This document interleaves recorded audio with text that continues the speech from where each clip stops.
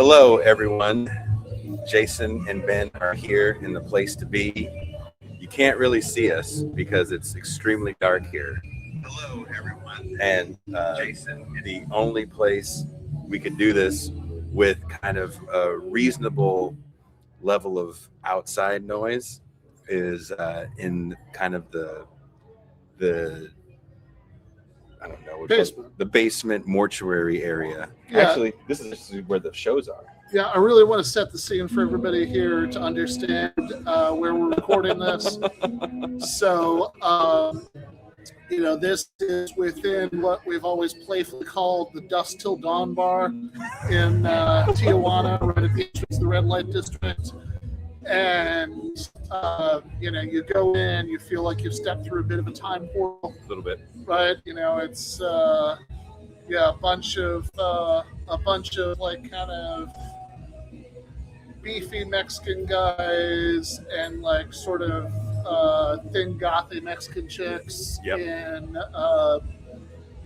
sort of horror and kind of classic metal t-shirts and shit, leather jackets, are walking around. There's a constant soundtrack playing very loudly in the main area. That is there's a reason Jason and I go here. Yes. And I think actually started about 6 months after we started publicly calling this the Dusk Till Dawn bar. That they put up a bunch of vampire imagery up by the bathrooms. Yeah, you have to like if you had to go pee, we'd be like, oh, go towards Nosferatu's where the men's trough is. Exactly. So the women's bathroom is with Morticia Adams and vampire. It's yeah, it's cool. exactly. In that regard, it's dope. No, if you could see that even the chairs we're sitting in feels like chairs you'd sit in if you were at the Adams family's house. Yeah, this feels the chairs and all that. Yeah, the furniture. So where we are in the basement of that place that we just described. In fact, you have to like sort of jump over a rope to get back here, but we got permission to do that. We had to ask for permission to come down here because this is like a staff only area, but it's the only place where the music isn't just blasting, so you can hear us as we do it. The downside is that the visuals, it's like Colonel Kurtz at the end of Apocalypse Now. That's how it kind of feels. They also have shows here, so you can't see it, but behind us is a stage.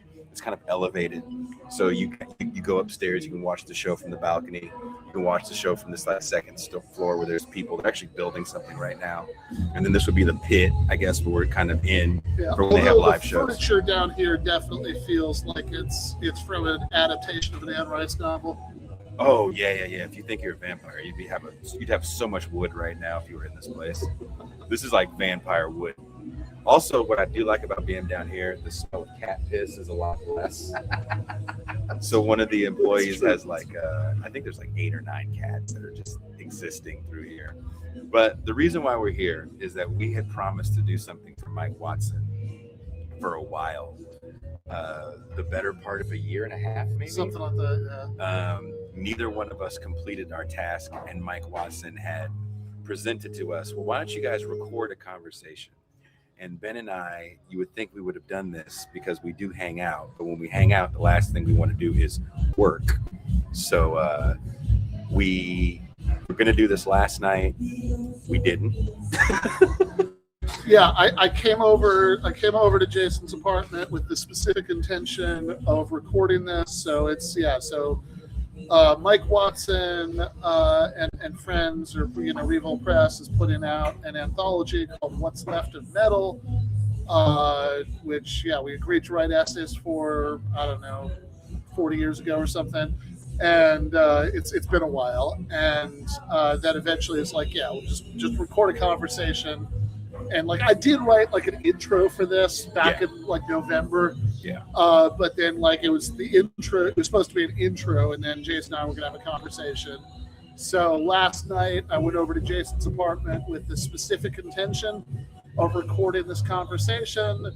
He had a playlist prepared, and we just came over, and he made some very good chorizo nachos, and we listened to the playlist that he prepared for it.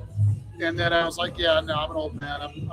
We just like talked about other bullshit for like 2 hours. Yeah, life shit. Yeah, life shit was happening. And then I was like, you know what? I'm tired. We're gonna have to put this off. Yeah. So, but we're both gonna be in Tijuana today. So, all right, what more appropriate venue for recording a metal conversation than this bar? That's what I thought, and I was here a few weeks ago, and I was like, I think we could record it in there because it might be kind of chill. And for whatever reason, I think everybody's in the Bay Area for the Super Bowl. It's pretty mellow out here in Southern California / Mexico. So we can get away with doing this here. So I guess first we can talk about you wanted to talk about, which was metal bands and anti-war themes. Yeah, exactly. So what the introduction wrote is about, and what my original pitch was about, and God knows how much this conversation will be about, at least some of it, is anti-war themes in classic metal.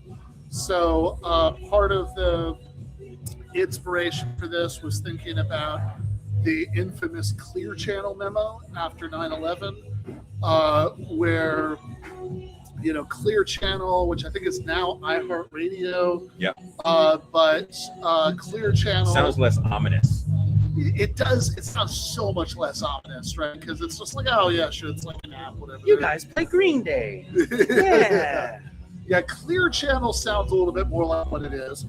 And so in the early 2000s, if your town had a talk radio station that like from 12 to 3, they'd play Limbaugh. From 3 to 6, they'd play Hannity. Almost certainly that station was owned by Clear Channel. Now, Clear Channel also, of course, had different shows on it, and their stations played a tremendous. They own hundreds and hundreds of stations around the country, and of course, these stations played lots of rock music, as radio stations do. And they put out this famous memo after 9/11 with this long list of songs that would be insensitive, it would be inappropriate to play, given the national mood after the terrorist attacks. And of course, there was lots of classic metal represented on that list. Tons of people actually got effed up after that happened. I don't know if you remember the band POD. They released an album on 9/11 that got shelved or couldn't play certain songs from it. But I mean, they're not talking about bombing anybody, but yeah, and I mean, I guess like the Clear Channel memo is kind of an excuse to think about a larger thing that interests me, which is lots of music that I like, right? The kind, and we'll, I'm sure, get into some of these distinctions, right? But like lots of music that I aesthetically enjoy, has,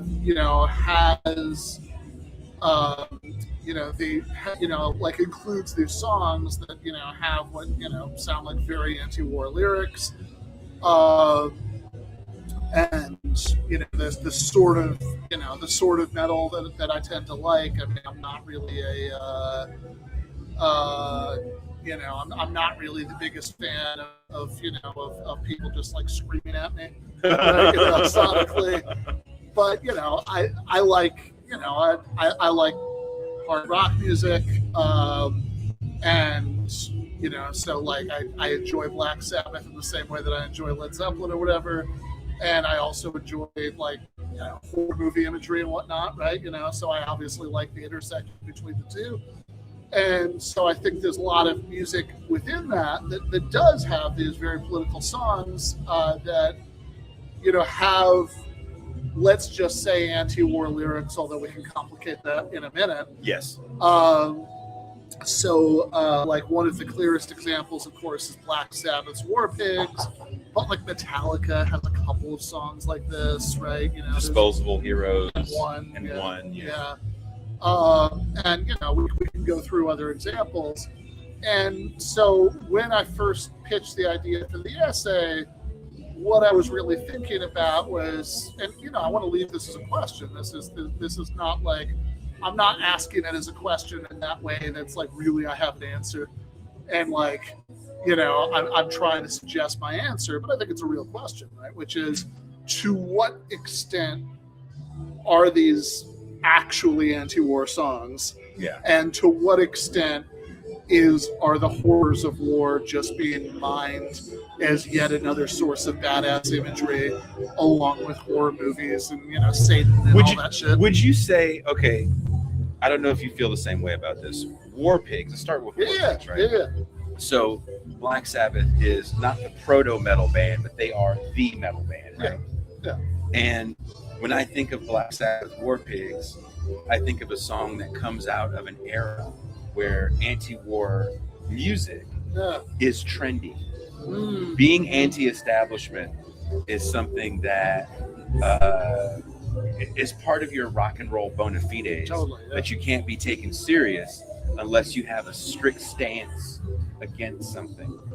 I also think that those guys coming out of World War II as children, playing in the rubble of World War II, probably legitimately felt a certain way about the horrors of war. Yeah, I mean, and just to underline that last point, if you read Ozzy Osbourne's memoir, which I'd actually recommend, I think it's a great read. Like now, how much of that thing he actively contributed to is an open question. My standard joke about that book for years was that it's a great novel that was loosely inspired by whatever Ozzy mumbled with his co-author. Yeah, exactly. But it is a great read. And in there, one of the things he talks about is that growing up, what he did, right, after World War II, I mean, it's kind of easy to forget from an American perspective what World War II was like in Great Britain. And I can actually remember, I happened to be in the UK not that long after the Iraq War started. And I remember reading a letter to the editor, if you remember those were what we used to call newspapers. Yeah. And I remember reading a British newspaper where there's a letter to the editor where somebody was talking about their feelings about the war in Iraq, and they said that, this person said that she remembered when she was a little girl, huddling in the basement, hoping that the Germans didn't mistake their house for a military target. Aww. And that's and that's an actual, it's a big difference between the U.S. and the UK. Right? Like for the U.S., World War II, aside from Pearl Harbor, was something that entirely happened over there, right? It's myth.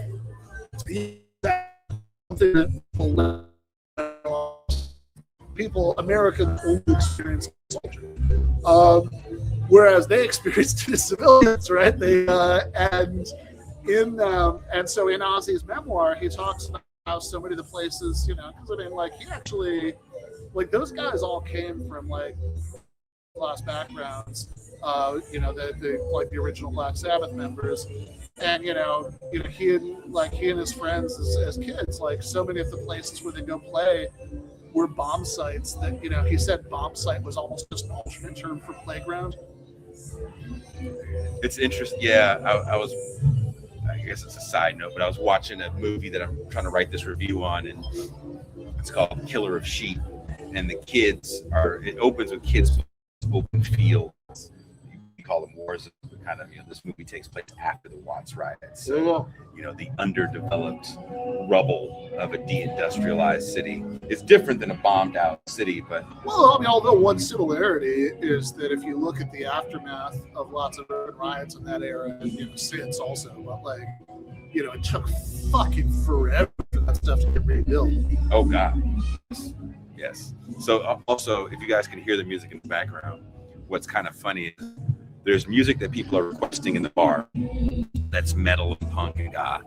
And then at the very top floor, which you guys definitely can hear better than the bars, sadly, is where the karaoke bar is. So Prince and more danceable stuff. That's why you're hearing it. Because the very top is karaoke now. But moving on from Black Sabbath, One. Yeah. Before we even get to One, I think when you look at the thrash metal bands, yeah, right. Let's just skip over the metal bands because the early '80s. I don't know if war is as much of a theme as wizards and devils and demons. Also, I do remember when we did the so Jason's book, his pamphlet from Everyday Analysis. When it came out, we did like a book launch party in the Bay Area. Yeah. And he actually, he got like the panel was me and then a bunch of like actual rock stars, right? That's like Rick Hunolt from Exodus, Chris Contos, that's in Forbidden now. He's the original drummer of Adjustment and Machine, and Craig Cicero from Forbidden and Death and a bunch of other bands. Man-Made God. So I think Chris Contos might have been the one who said, yeah, it was Chris, that like the two great themes of 80s metal were Satan and nuclear war. Yeah. And so again, as like that pair in itself suggests that like, okay, this is just something being mined as a source of badass imagery. And I'm sure that's, I mean, we can argue about how much of the story that is, but it's clearly a very big part of the story. Yes. But I will also say, though, again, I think this is something that's easy to forget now. Like in the 1980s, I mean, there was like real mass anxiety about the possibility of nuclear war. And that is, to me, what you get out of the thrash bands. So the punk bands are going to be anti-war, anti-establishment. And if you can't see me, it's not because you're racist. It is literally because I'm off camera and I just have a booming voice. But I think when you think about punk music opposed to metal, and we're talking about metal here. Yeah. Punk kind of always sits on the right side of morality, in my opinion, right? It is an answer to overabundance. It's an answer to debauchery to a certain extent, and it's an answer to overconsumption. And it's also an answer to capitalist plunder. We can talk about war. If we want to talk about the isms, right? It can speak about it, even though it will partake in the isms as well, right? But so we don't want to talk about punk. We just want to talk about metal. I've always felt like, as Contos was trying to say, there's a righteous fear in the air about whose finger's on the button. There's these two superpowers that are daring each other to have this big nuclear fight. And the fear that we have is going to be the fallout of the nuclear war, and metal people are constantly singing about the toxic Holocaust, critical mass. I mean, there's so many songs that we can get into, or band names that we can get into that are just based off nuclear war, mutually assured destruction. I mean, Megadeth's name comes from Alan Cranston having a handbill saying the arsenal of Megadeth.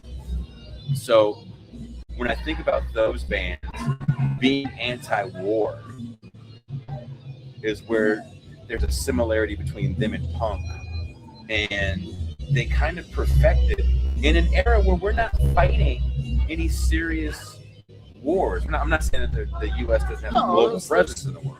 Yeah, I mean, like there's very active U.S. imperialism, of course, going on in the 80s, but it's not by and large in the form of full-scale wars, right? I mean, this is, if you think about what's going on in the 80s, it's,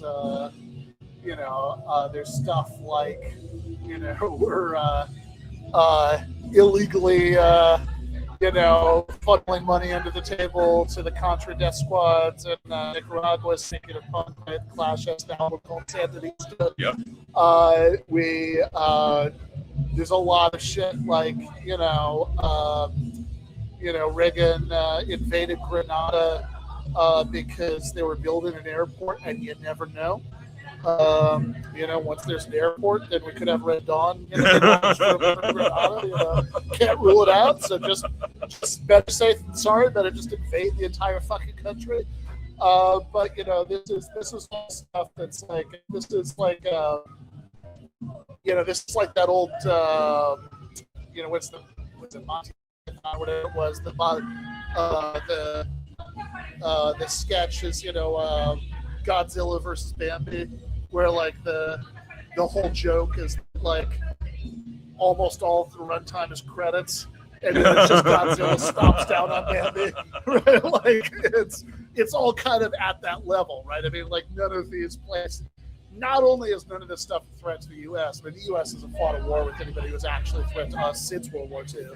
But like, it's not just that none of these people are threatening the U.S. in any serious way, but like, it's also not that any of these places were in a position to become like to put up enough of a fight that you got a Vietnam or an Iraq kind of situation either, right? Like this, like none of that was really going on in the 80s. I guess the closest is the Marines getting blown up at the barracks in Lebanon.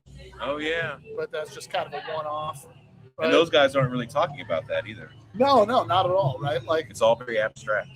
Yeah. So what they're really talking about are two things, I think. They're talking about. You know, like in the two Metallica songs that that you mentioned, they're talking about basically Vietnam, right? Like that they're like that, which is also, if you watch like a lot of pop culture from the 80s, this is where you really get the figure of the like mentally ill, traumatized Vietnam vet who's living on the streets, like is kind of a common figure in movies and TV shows, from that era. And then that's one talking about. So that's obviously one, Disposable Heroes.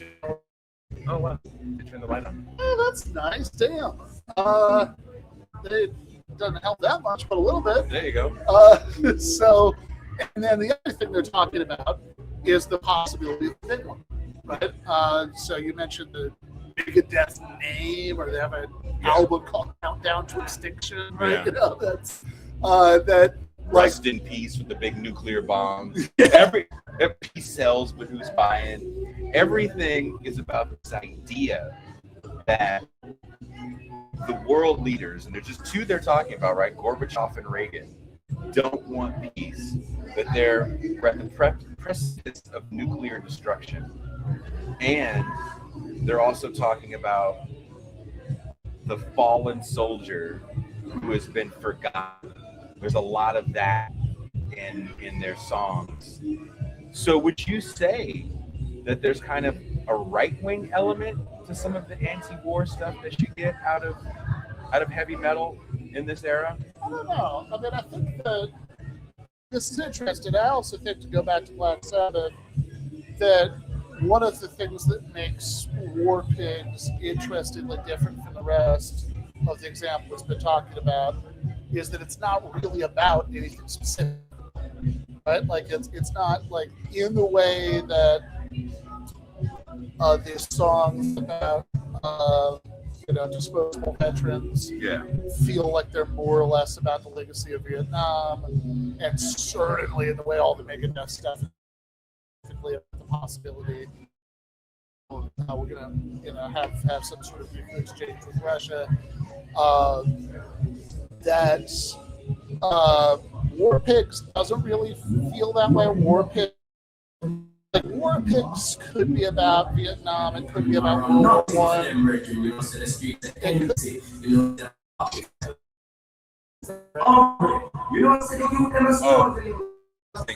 So sorry about that, guys. I think they just built a sound booth, and I think they're testing the sound system. So they're testing it with reggae. Oh yeah, there you go. So yeah, I mean, I think that. What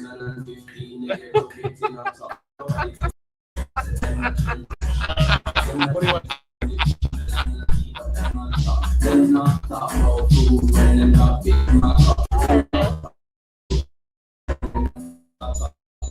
Hell of fun.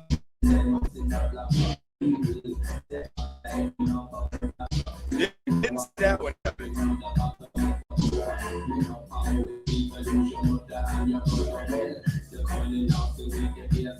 There's nothing like going to a punk metal bar and having reggae blaring at you. Tony said, "This ain't War Pigs."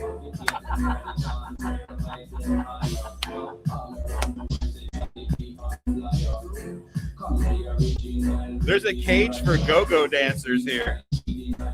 I've yet to see a go-go dancer in the cage. It's either a cage for go-go dancers or like a prison for the people they like extract the blood out of. One of the two.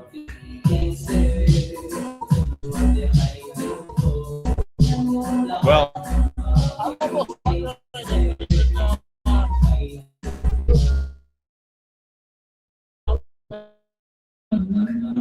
that's gonna be hella loud. I was screaming just to ask Denise for the password to the Wi-Fi. It's about as loud. Because remember, the speaker's right at your ear. I don't know how he would get in the cage, first of all. And no, it's not going to happen. I don't know why you would see that. It's weird. But we might have to wrap this. We might have to wrap. Because it's either karaoke upstairs, which is really loud and obnoxious, an obnoxiously loud volume in the middle of the room, and also it's kind of a turn off in a bar to have two weirdos just talking into a computer screen. Damn it. Someone goes, is that a goth bar? Oh, it's hell of a goth bar. But they're playing reggae. But like I said, they're testing a sound system right now. We didn't know that would happen down here. Someone says, we appreciate the attempt.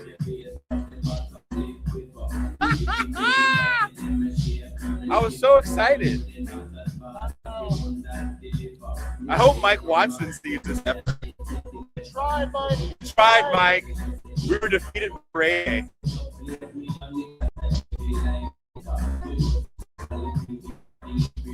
I've never been defeated by reggae before in my life. You in this time, reggae tone.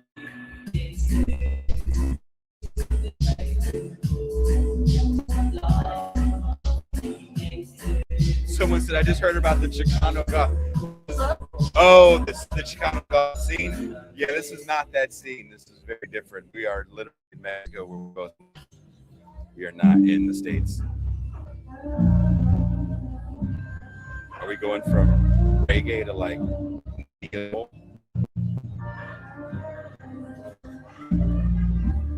damn it, Ben. We didn't even get a half hour in. I know. Damn it. Fucking sucks. East German commie vampire goth reggae? Yeah, I don't know how I mean, I enjoy the fact that he thinks it, but I don't know how Tony decided that there was anything German or communist about this. We should have went to the Anarchist Cafe. We wouldn't have this problem there. Oh, that's true. That's true. Damn it. Someone said that DJ is going through something. I said that DJ's going through something.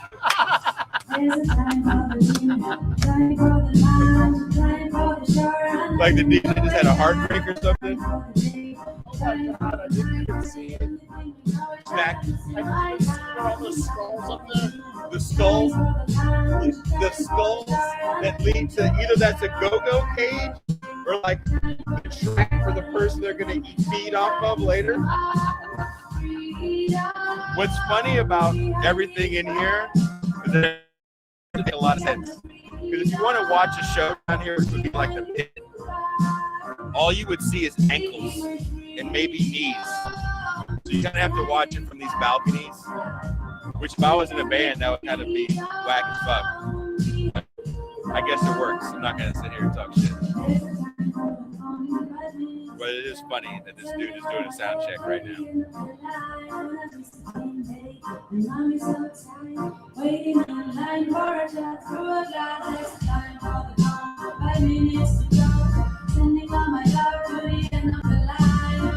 I've never been here and heard reggae.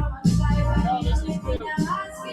On multiple levels. I heard Michael Jackson here once. Yeah, Michael Jackson.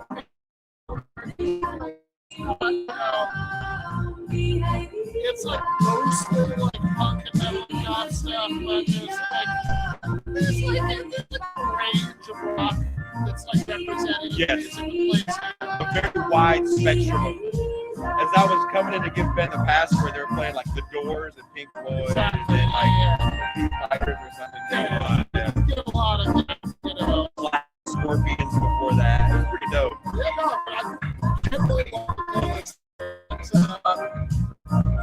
yeah, this is definitely a genre departure, and also they had to test this out. This system to come down. It's a great system, I'll tell them that. It works. This would be a dope place to do a live show, though. Oh my God, yeah. If we did a live show here, y'all would dig it. Place Florence, well, Tony said. Again, you never know what you're gonna get. I did not see this coming at all. Somebody said, Jason, Shazam that song for me.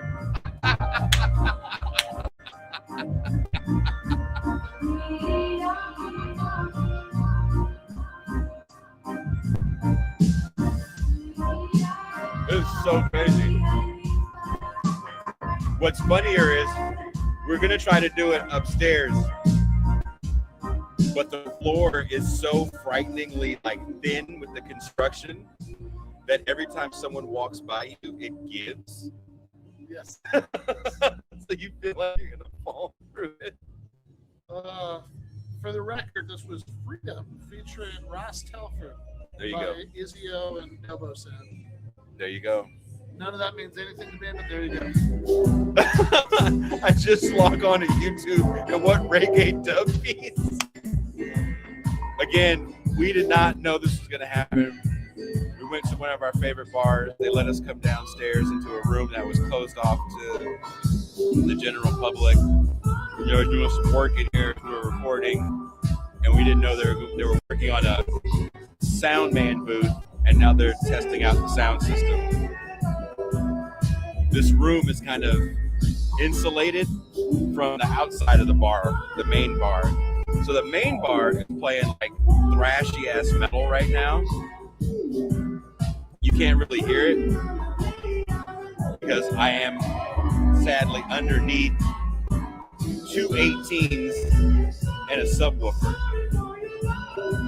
Kind of decent sized mains for a club this size. This could probably hold 35 people. If you move Lestat's fucking guest chairs.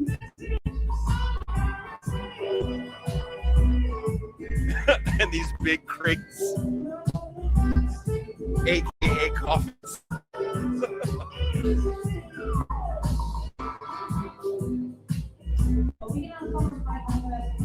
The crosses that are hanging are not upside down, though. That makes me feel a little better. I can deal with the skulls that are adorning the walls. I can deal with the Dracula mural that's right by the bathroom. But if there were upside down crosses, that would make me just this much more scared. This much more scared.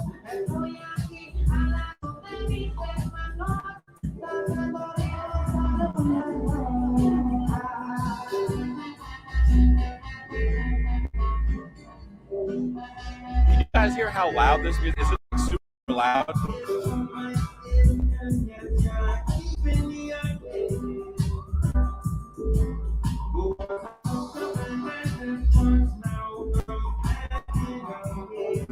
I'm starting to think that the sound man also has his friends over, and they're just getting fucking ribs right now. So they said they can hear us. Can you hear us just fine? Let me know if you can hear us just fine. We'll keep going. If not, we'll shut it down.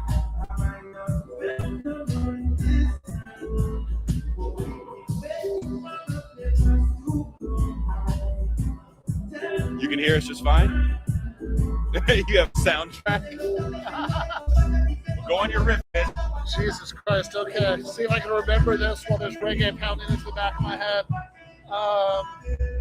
But besides with me, there's less reggae in my head over here. You can kind of see the cage I was telling you about? You see the cage? Bam. Is it a go-go cage? Is it a torture cage? I don't know. They're saying we're good. Yeah, fucking. There you go. All right. Preach, Ben Burgess. Well, yeah, this went from being like the best possible atmosphere for this conversation to like the worst possible atmosphere for this conversation. It's both like loud enough to hear, to have trouble thoughts, and it's also like exactly the wrong kind of music to be the right headspace for this. I'm not the biggest fan of this music. I am not either, but sorry, Ed, if you're listening. I'm not hating, but like this is, I'm not feeling it right now. But anyway, so yeah, what I was saying earlier is I think that one interesting difference between War Pigs and a lot of these other songs we're talking about is that War Pigs isn't really about anything more specific than war, right? Yeah. That it could be about World War I, it could be about the invasion of Iraq, it could be about whatever. And in some ways, that's a good thing because that I think means that it has a lot more staying power. I think that oftentimes when artists like really hyper specific, right? Like it doesn't really continue to speak to people later. That's I don't know. Maybe somebody in 2026 is listening to American Idiot and getting something out of it, but gotta be few and far between. So that it is a much more sort of generic point about war, but it's also, and this goes to some of the political dynamics you were asking about earlier with the contrast to punk and all that stuff. I do think one interesting thing about this is that it very explicitly foregrounds the class dimension, right? That politicians start the wars. Why shouldn't they go out and fight in it? They leave that to the poor. And even like go to the Metallica stuff. Again, this is about rank and file soldiers, and so there is this kind of class dimension here. And I've got to say, look, I like a certain amount of classic punk. I enjoy the first couple of Clash records as much as the next guy, right? But a lot of that stuff does read to me as music by and for students or out of women. Yeah. That's the uncomfortable part about punk rock, right? Yeah. And even the first wave of hip hop, that it is a lot of art school kids slumming. Because, even if you think about stuff like the Guns of Brixton or whatever, there is this kind of feel to a lot of that about hey guys, look how grimy all this is. We're the real shit now. Yeah. Someone asked, well, how do you get the System of a Down?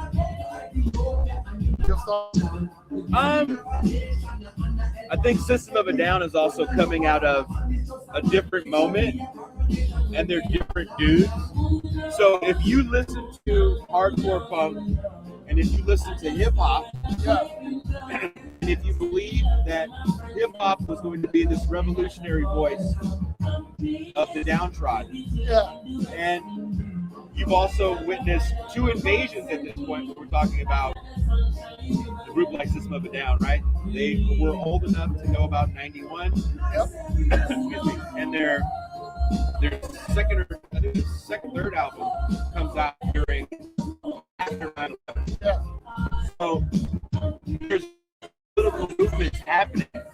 this time, and if you believe they are just a little older than me, music is supposed to be the way to rally the masses around a cause. If that cause is awareness to be anti-war, you're talking about albums that come out before the biggest protest we've seen in history, which are the anti-Iraq protests in 2003. I think that's how you get the System of a Down. And they have, in my opinion, them and Rage Against the Machine have better politics than their predecessor, Thrash. But because of the era that they come out in, because of the genre that they get dumped into, so race, fuck you, mom and dad. Regardless of music, there's a lot of because they're playing on their Armenian heritage and all this other shit. There's back and forth, all kind of different.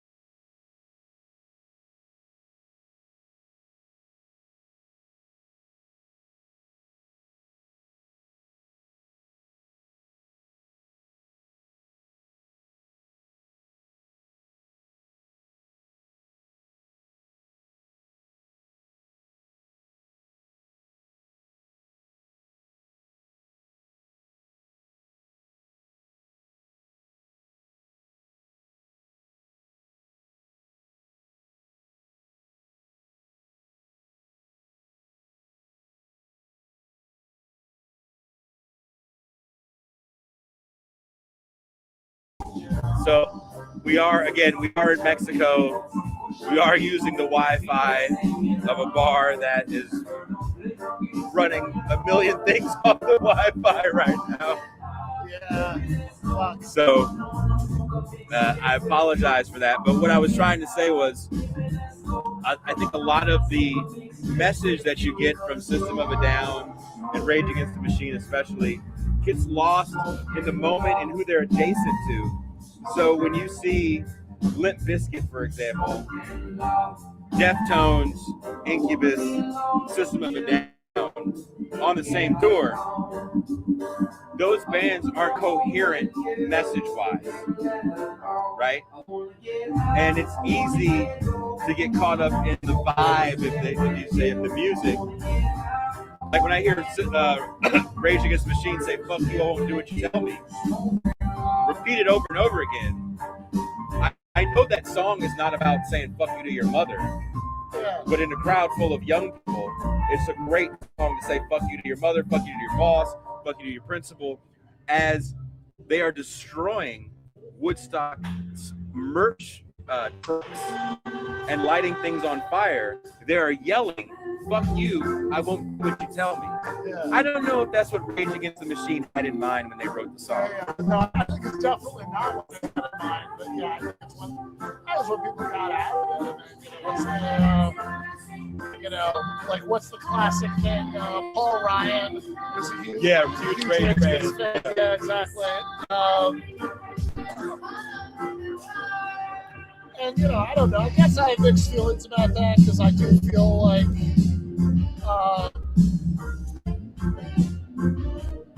I don't think that the point of music, even if you're somebody who's like as deeply political as like a Tom Morello is, I don't think the point of music is just to do like Democracy Now! With the guitar. You said Democracy Now! On guitar? You know, like you should be trying to do something that has aesthetic value in itself, and that does mean that there are people who don't like it despite the politics, not because of it. That's like fine, right? Like I think that's, you know, I don't think there's anything wrong with that. But yeah, I don't think that it. But I mean, also, I don't know. I mean, it's like, well, do what you tell me is also not like, you know, as far as like resonant, you know, political messages, like, yeah, I know what inspired it, but like, it's still, you know, it's still not really that deep. I mean, when they play Saturday Night Live and they get in trouble because it's a live broadcast, right? They tell them you can't say the Yeah. You say it anyway, throw the middle finger, and that really is the vibe of that, you know. What are you pushing back against at that point? Censors? I don't really give a shit. You know it's on a channel that you're not supposed to curse on. That doesn't make you a badass. Yeah, I mean, to me it feels a little bit like, you know, Kurt Cobain doing the Rolling Stone shoot with the t-shirt that says corporate rock still sucks. Well, you'll notice not skipping the Rolling Stone through the photo shoot, right? It's like he wants to be on the cover of Rolling Stone. He just wants to project a very specific image on the cover of Rolling Stone. The creation of the rebel is something that we don't talk about in these genres of music, because I think we want to believe that these people are really rebellious. And if we took a step back and asked, like, what are you really rebelling against? Because I think you're idolizing an image that was created. James Dean is not, someone gave him the jacket to wear, right? The t-shirt and the jacket, they're like, hey, that's what a rebel looks like, so I hear, right? The teenager, all this shit was created.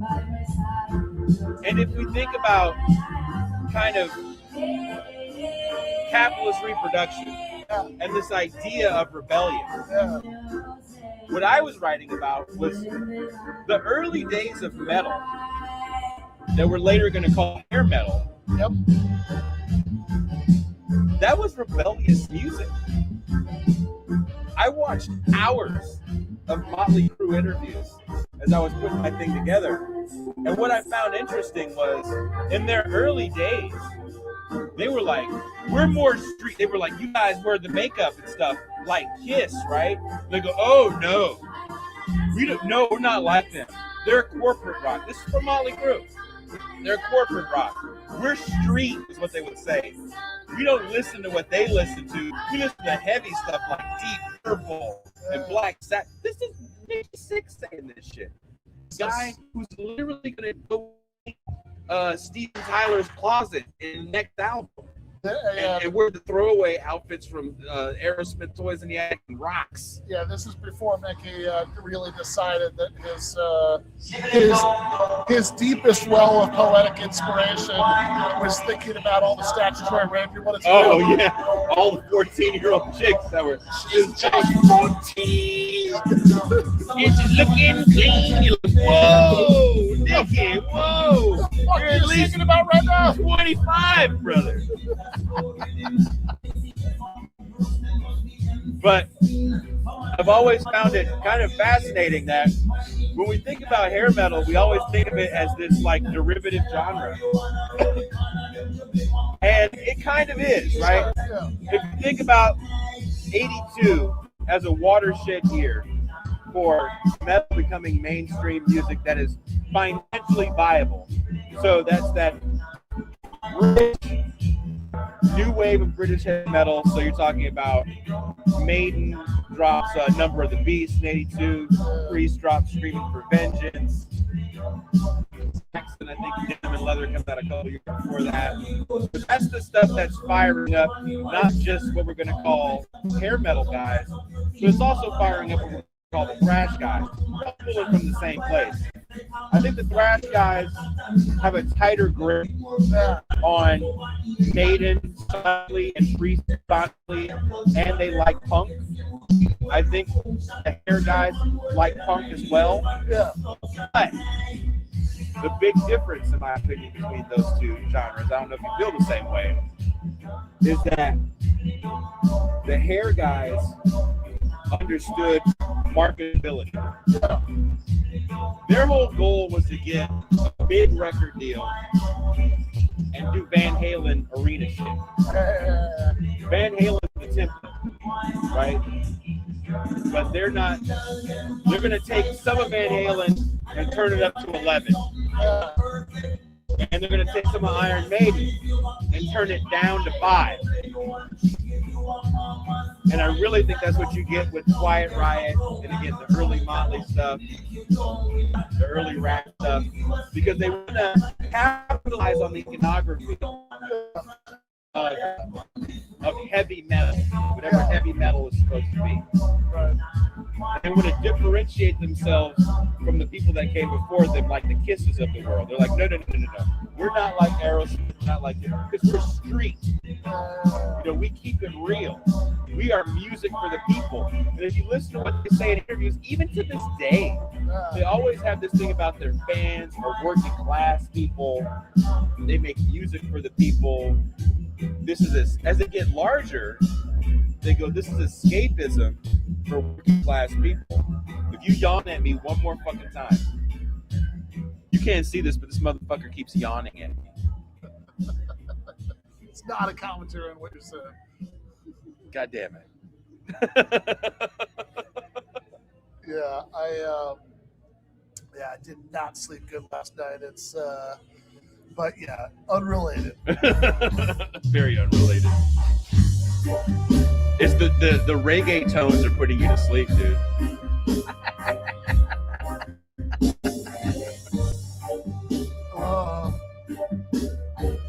Yeah.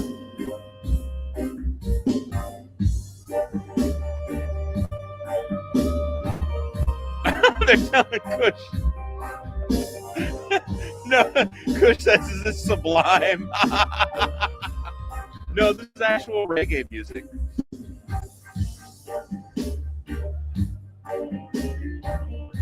But for me, when the labels kind of squeezed all they could out of a certain fan base that was into that kind of music, those guys by like 87, there was nothing new that was going to come out of there.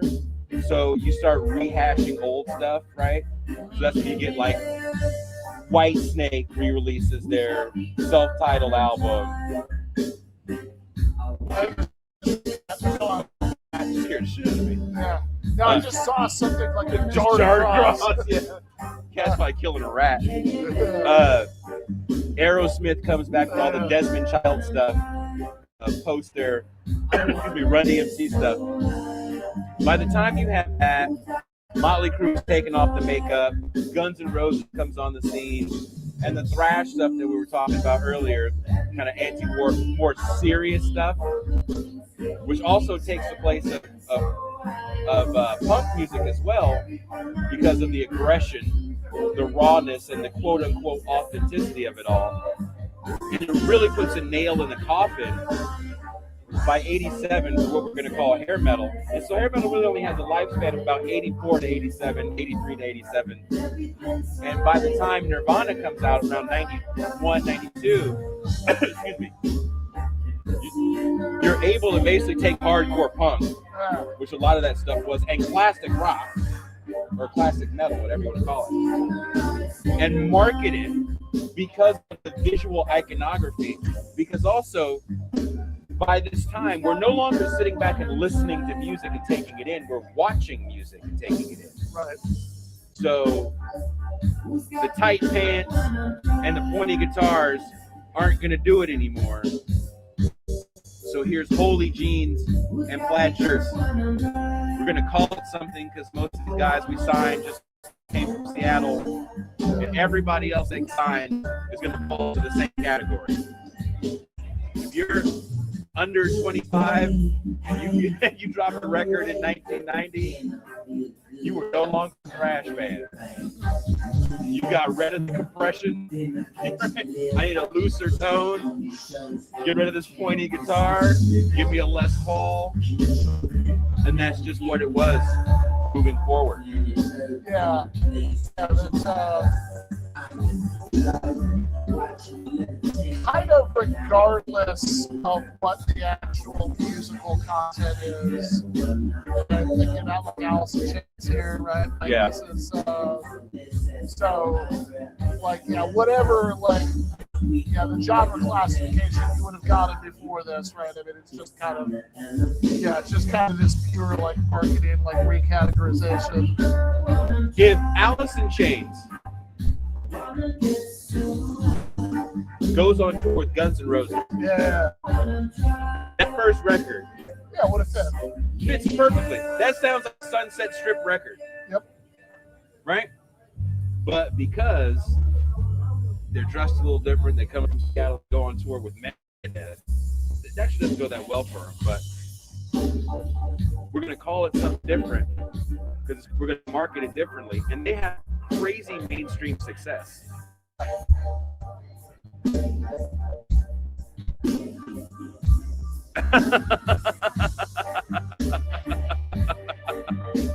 I'm looking at some of these comments. When I think about kind of both genres, hair metal and grunge, if you want to call it a genre, they both are kind of fashion statements. And they both have like these 3-year lifespans, really, because that's about all people can take. That's all the system can squeeze out of it. And then it morphs into other things. And by 94, after the death of Kurt Cobain, there's a lot of different ways that genre goes. Part of it is Green Day. So now we have the pop punk element. So if these are punk bands to you, we have Green Day, who's a punk band, but it's a punk band you can take home to your mom and dad. They don't really talk about overthrowing the system. They talk about pimples and jerking off and shit like that. It goes into nu metal, which is like, you want aggressive music, but you don't really want to think about it too hard. Well, here's Limp Bizkit and Deftones, and we're a little angsty, a little fuck you mom, but ultimately it's not that serious. And if you live in the suburbs and the punk stuff is too for you, then we have this for you. The industry really starts learning how to take rebellion and shape it for whatever category they want. Oh, are you colored? I got colored rebellion for you. We're going to call it rap music. Look at it. Aren't you mad? Yeah. And that's like probably, I think. Now, look, we have established in many previous conversations that,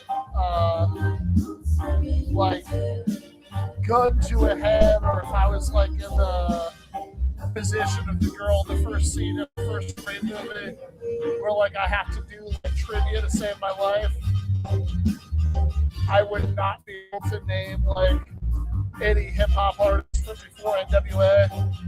Like I would just die in that situation. But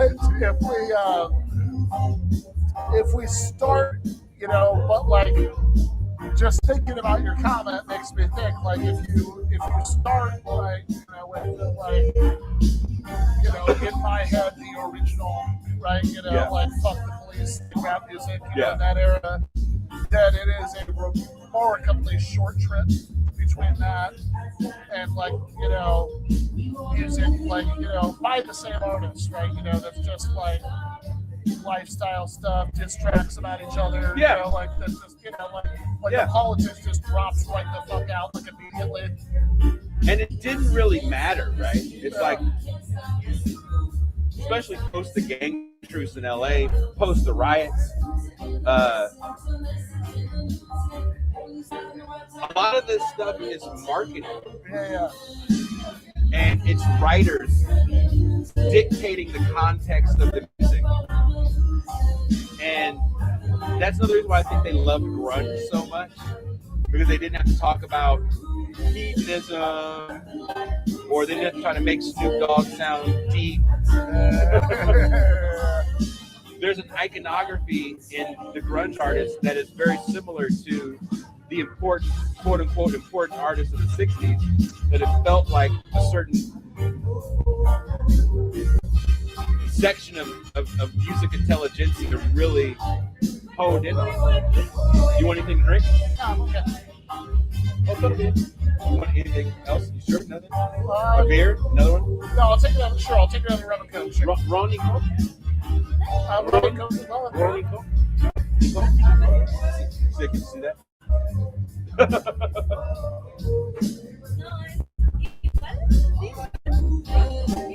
Ronnie Coke.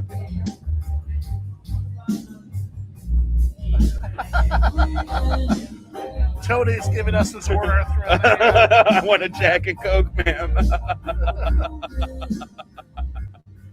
Coach Luke says, it's the cultural context of the art that leads to stasis or movement.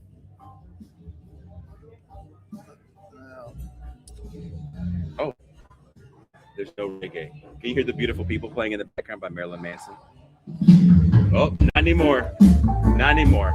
For a minute. Not anymore.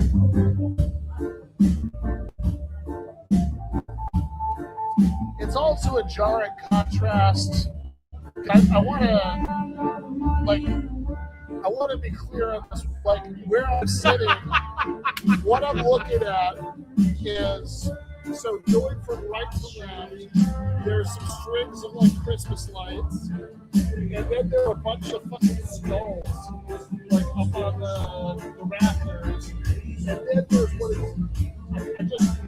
I just don't know what else that could be except like a storage space for human sacrifice. It just doesn't look. It just doesn't look appropriate. It doesn't look, yeah. I don't know what else that could be for. Right? That's not like, you're not gonna have a fucking go-go dancer in there. Right? That's not like a fun, like, you know, thing. That's how we need someplace to put this guy for a minute before we kill him. And this is what the chairs look like. Can you see the chairs? Oh, you can't really see. I don't think you guys can really see. But the chairs are like hell of what do you call it?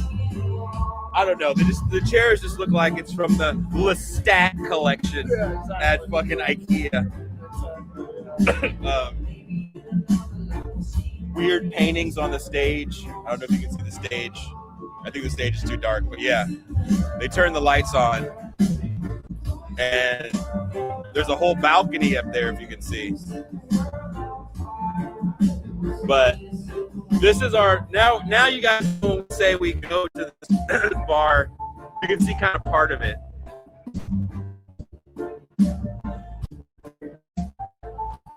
But I don't know. I think I screamed myself hoarse because I was screaming with the wrong part. Yeah. Like no diaphragm whatsoever. So Yeah. I mean, I guess to maybe cycle back to where we started, right? I mean, well, actually, like, okay, so out of the genres that you just mentioned, like, grunge, the thing that's being sold is authenticity, right? It's a sense of authenticity, right? That's the corporate rock still sucks shirt, right? yeah. And that's also the more of the flannel. I'm so authentic. I'm not going to dress like a rock star. Yeah. I'm just going to dress like I'm sitting out in my backyard drinking coffee in Seattle. I'm every man. Yeah. Exactly. And then, you know, like classic hip hop, in a very different way. It's also sort of selling authenticity, right? That they that like, oh, this is this is from the streets. This is a voice from the streets. Yeah, exactly. So I guess when we cycle back to where we started, when you think about classic metal and you try to figure out like what the anti-war songs or superficially anti-war songs are doing in those catalogs, I guess the question is like, what's the basic thing that you're selling, and for those bands? You're selling authenticity. You're selling authenticity as rebellion. And it worked, because I can't lie and say Kurt Cobain is a contrivance. I think Nirvana, there's something authentic about it. I think they're a real punk band. They really meant what they said. I'm also like, I've been making fun of the Rolling Stones shoot because I think it's fucking silly. But like, I like Nirvana. I don't love Nirvana, but I like Nirvana. Like I think that like the MTV Unplugged album, I think that's great. Yeah. Like that's But I think those guys, and I think people still to this day, I don't know if you agree with me, I think they believe that a war was stopped because of culture. Yes. Yeah. Well, look, it's the Bill and Ted, right? Damn. Like, call them up Bill and Ted.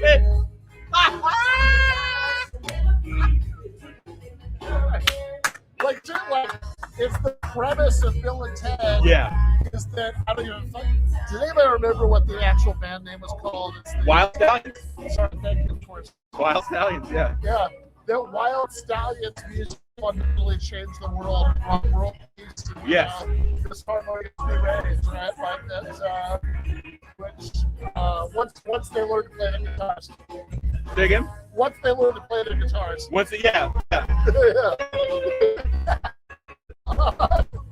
And that's like kind of, I mean, what like the Bill and Ted premise is parodying. It's like basically all this like leftover cultural mythology about like the Beatles or whatever that like lots of people actually do kind of believe. It's so easy because of boomer nostalgia and the PR machine that was that generation in the 80s and the 90s with stuff like Forrest Gump and Peggy Sue Got Married and Uncle Jesse singing with the goddamn Beach Boys on Full House, all this other shit. That era gets stuck in your mind as like the last time that there was a collective action against imperial bad. Yeah, because the way that, like, I don't know, I feel like the way that people remember the 60s, by which they mean like the mid-60s through the mid-70s, and like the hippies and the anti-war movement and all that stuff, is basically through a montage of like video clips of like hippies and like protesters in Chicago, and 68. So we're forever in 68. The guy doing it, and there's the soldier in the montage going through the rice paddy with his gun. Yes. And like, and throughout that entire fucking montage, there's all this like boomer rock music playing in the background, right? It ain't me. It ain't me. Yeah, exactly, right? So they you kind of get this weird gestalt impression from the whole thing. That's like, oh yeah, all of that like stopped the Vietnam War, and all of that is like, oh wait a second. So what are we saying now? Like, we still want a revival after the Vietnam War? Duh. If you didn't think John Fogerty stops a fucking international conflict with a handful of songs, they almost didn't like like the Paris peace talks with with the NLF and North Vietnam. Like they that shit almost didn't come together at the end. But But then, like, everybody listened to Fortunate Son one more time. Ho Chi Minh, he was like, can I get a translation for this? Make sure. I mean, the vibe is moving me, brother. It's moving me, brother. But I just need to know what he's saying. Just feel okay about this. But right now, feeling it. Yeah, exactly. So, because this felt like a mystery science theater movie. Someone says 2000s era angst was corny. 2000s era angst has nothing to rebel against because it's so apolitical. yeah. Because if it thought that saying no to war was enough, it said no, and war didn't just persist, it sat down for 20 years. War happened for so long, they forgot there was war. There are people that I believe in my soul forgot it was war so much that when they got those paychecks from the government from when they were using the music to hype up the fucking soldiers and shit, they're like, oh, no shit, they're gonna use this in a recruit commercial? No problem. Yeah, thanks. Yeah, great, I'll go buy a house now. Like, yeah, literally how war lasts so long that, like, I remember, like, I don't fucking know, like, I remember I was still living in New Jersey. It was probably like 2018 or 19. Yeah. There was some like science fiction movie. I don't remember the name of the movie off the top of my head. That is this time loop thing on a train. But I remember it was set in like 2050 or something. Yeah. And it was the plot detail was that one of the characters had just got conservative in Afghanistan, and I remember thinking, well, yeah, that sounds right. yeah. The 50-year occupation sounds about par for the U.S. course. Yeah, because I mean, like, literally, it was like the longest war in U.S. history. Like, it lasted so long. Oh, interesting. Oh my God! I think they just launched the death gas. If one young lady comes down here wearing a black lacy shawl, I'm fucking leaving. We are way too deep in the kill 'em dungeon right now to try to escape. But yeah, Yeah. But like,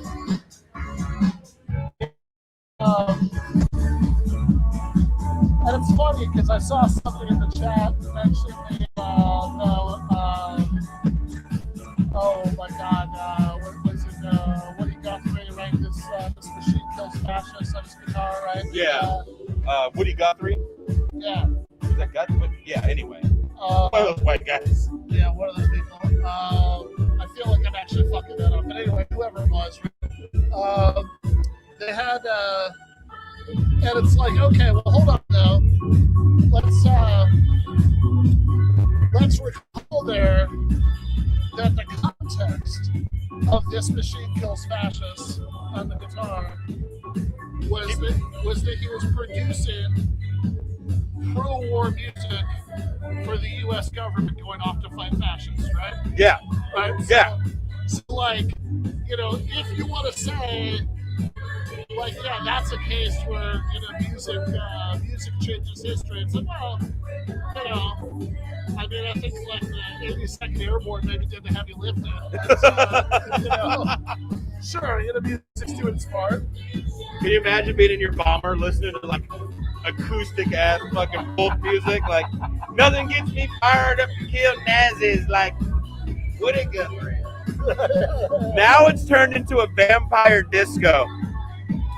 Yeah, we're like, I feel like we need to wrap this conversation. We got to wrap this up. We are 5 minutes or less with blood sprinklers.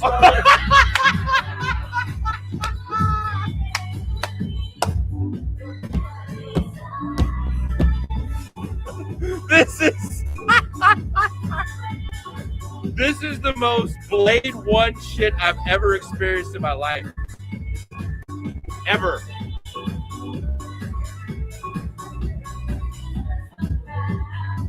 Because you know what's scary? Ben ordered a drink, and the girl never came back. You know why she didn't come back? She's too busy killing people upstairs. And she totally forgot his order. Yeah, they already started the blood sprinkler up there. She got excited. Like, can you see the lights behind me? This is insane. And the lights flashing around the sacrifice cage there. Can you see the sacrifice cage? This is yeah. So, in all honesty, again, this part of the bar, they kind of started marketing it to younger people. So there's younger people that come here and hang out. Like I said, it's just a slow ass weekend. What did he say? Who's starting? What?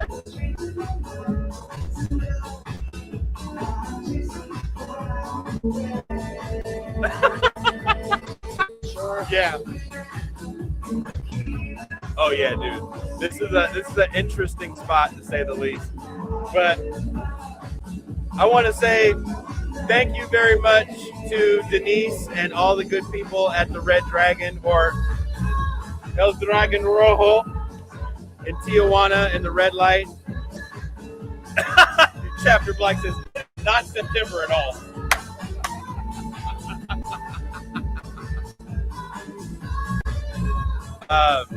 I feel very confident that the DJ has no idea what this song is. Tony says he's envious. You should be, Tony, because we're going to go get food now. Yeah. I mean, this is a very bad, I mean, there's definitely a lot of weirdness in this list. I do feel like it's a bad advertisement for the fun of it, because, like, the area that we're now has very good music that was going to be going on in the main area. Oh my God. I wish we could walk with this out so you could see what happens in the main area. Because it's he's right. It is so fucking different. Someone said the DJ is peaking.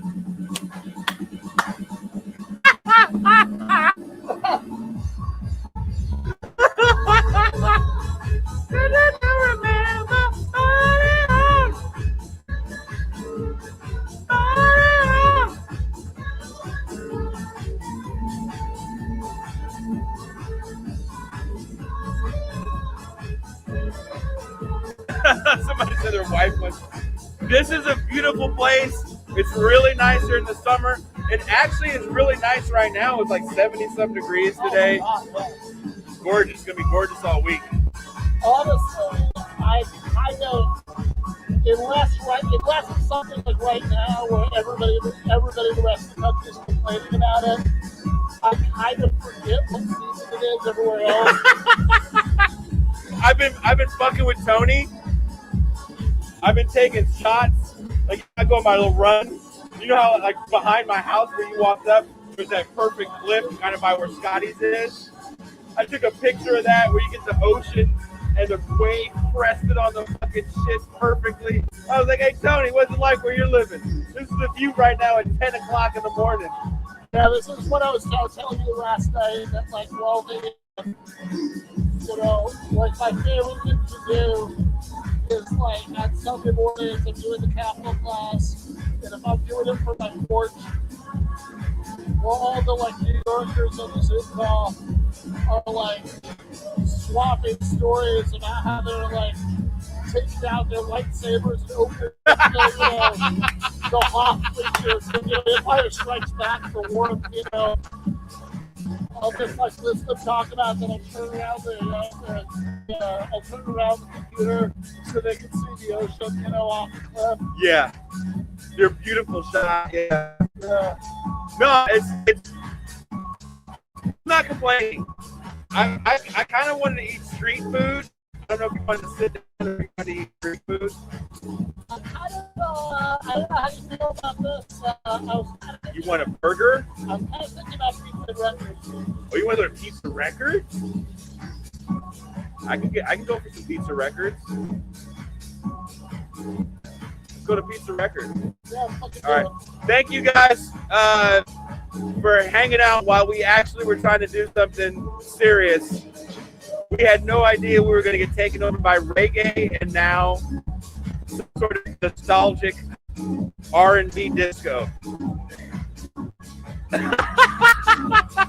Tony's, I'm going to send Jason a pic of Dave's shit in his snow yard. All right, guys. Thank you. I would have tried to go out with the music. I don't know. Oh, here it goes.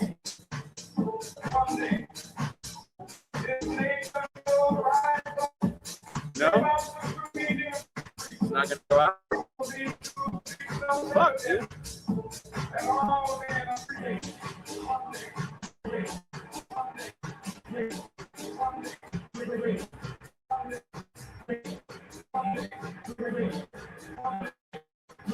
Still recording. You guys are gonna enjoy this till it stops. Oh my god! It won't end.